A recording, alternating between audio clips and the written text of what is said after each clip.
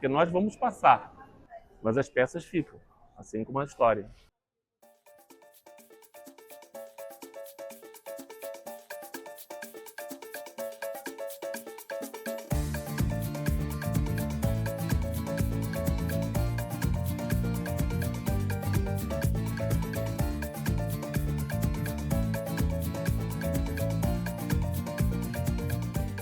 Nasci em 71, então a primeira Copa do Mundo foi de 78. Vivia de 74, tinha 3 anos de idade, mas entendendo o que estava acontecendo, me empolgando pela época, foi em 78.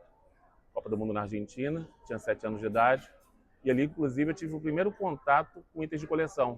Então, eu estou do lado de uma peça aqui que é muito especial, porque conta a história de muita gente, né? Aqui tem a história do cara que a recebeu no colo no Maracanã, no jogo de despedida do Pelé em 71.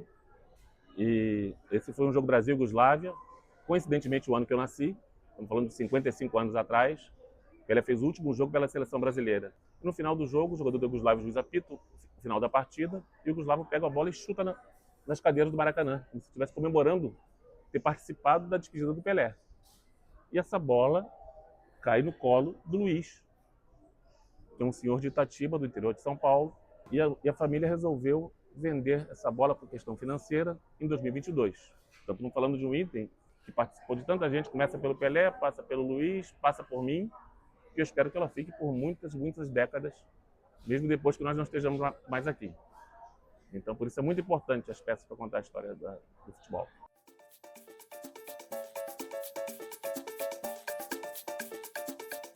A mais marcante para mim foi a de 1958, porque aquilo foi uma novidade para todos.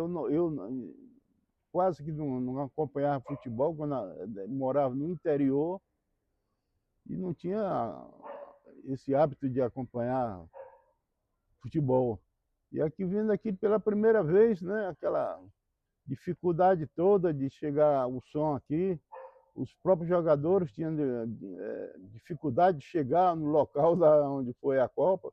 Aquela foi a mais marcante, por tudo. Por ser a primeira e tudo era mais difícil, né?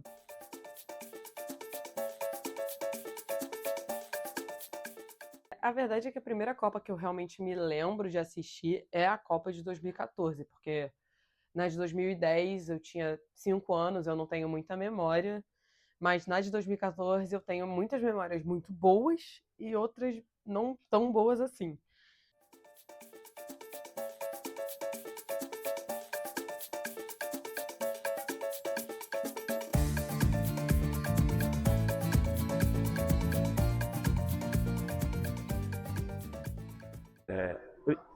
Primeiro que nas Copas, nas primeiras Copas que o Brasil venceu, 58, 62, praticamente a população não tinha televisão.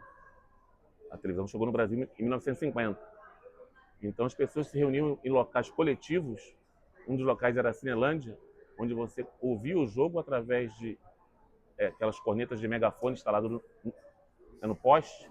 E tinha alguém lá na Suécia que, através de aparelhos muito limitados, contava o que estava vendo para que quem estava aqui pudesse ter acesso ouvindo. Então não se tinha imagem. As pessoas saíam das suas casas, se reuniam em ambientes coletivos, muitas vezes ao ar livre, para torcer junto. Hoje em dia você tem a informação chegando na mão pelo celular, você tem a televisão com 550 câmeras no estádio e hoje é mais confortável torcer. Antigamente, não só o jogador passava por dificuldade dentro de campo, o torcedor, para ter acesso em loco à história, também tinha uma série de dificuldades para chegar nesses locais.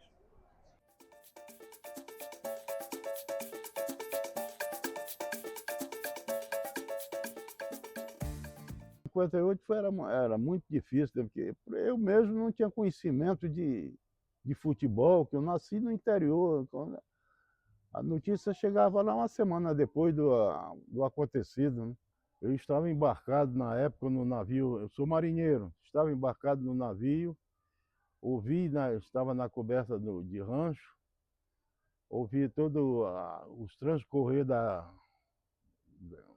do jogo, ao término que foi o Brasil declarado campeão, Eu botei o uniforme e fui assistir a comemoração na Cinelândia, muita gente cantando, pulando, dançando. Era para as Copas de hoje a gente vê a Copa no maior conforto em casa, vendo tudo, lance por lance, falta por falta. É muito diferente para a Copa de 58, da primeira. A vibração é a mesma, né? O desejo de ser campeão é sempre acima de tudo, né?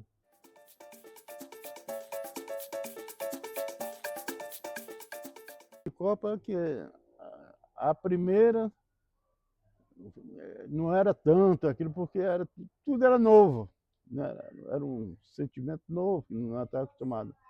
Com as próximas Copas aí foram já pintando as ruas, já tinha aquele meio-fio das calçadas, as cores verde e amarela apareceram, azul, e daí por diante virou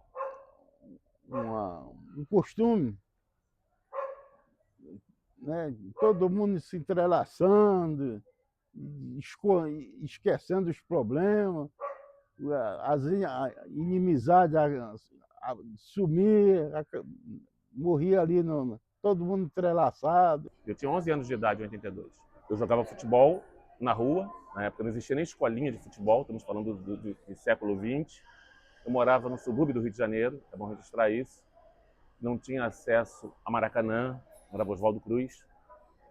O Maracanã não fazia parte da minha vida nem como espectador e nem pensava em jogar no Maracanã um dia, como não joguei. Mas gostava de jogar como qualquer garoto. O nosso futebol era na frente de casa, no asfalto.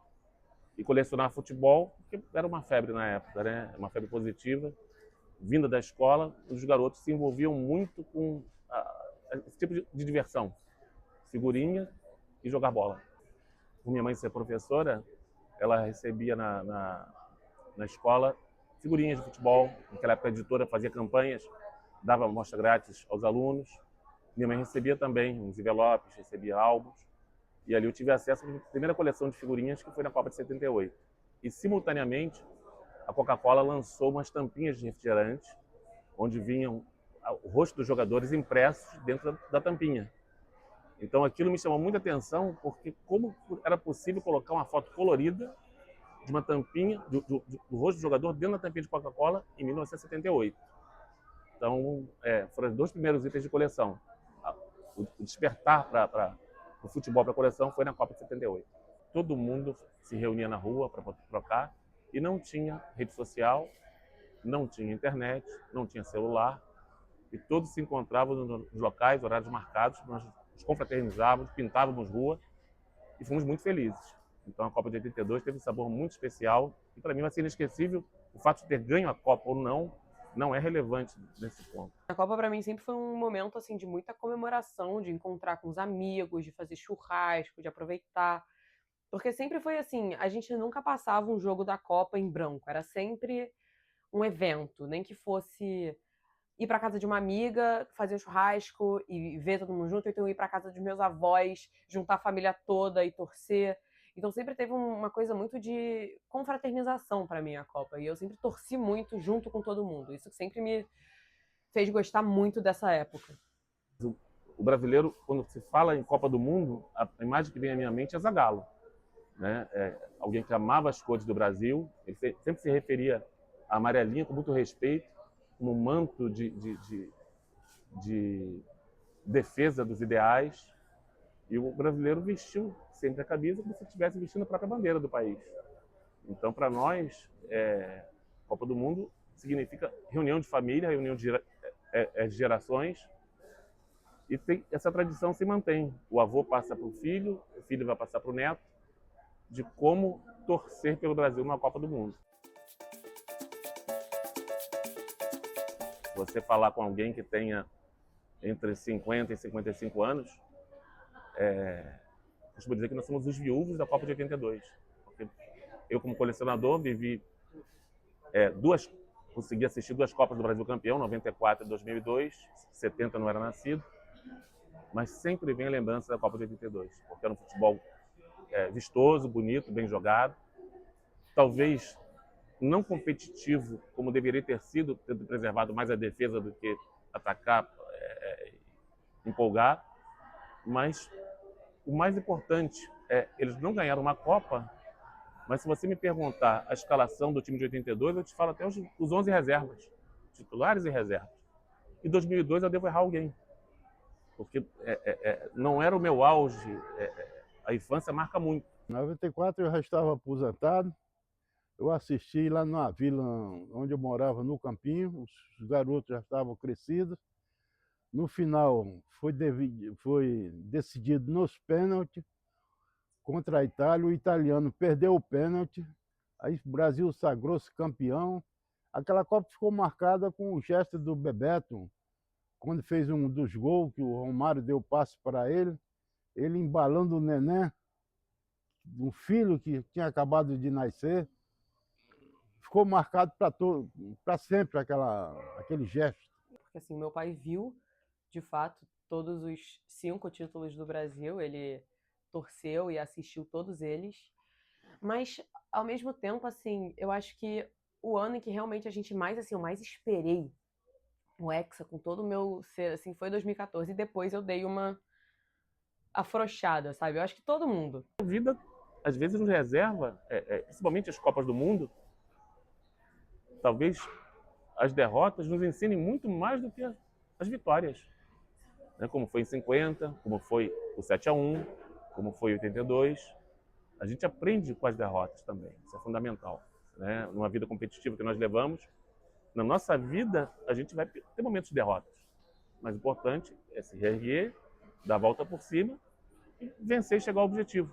Foram 24 anos exatos de jejum. Se formos ser racionais, estamos no risco de demorar a ver isso acontecer de novo.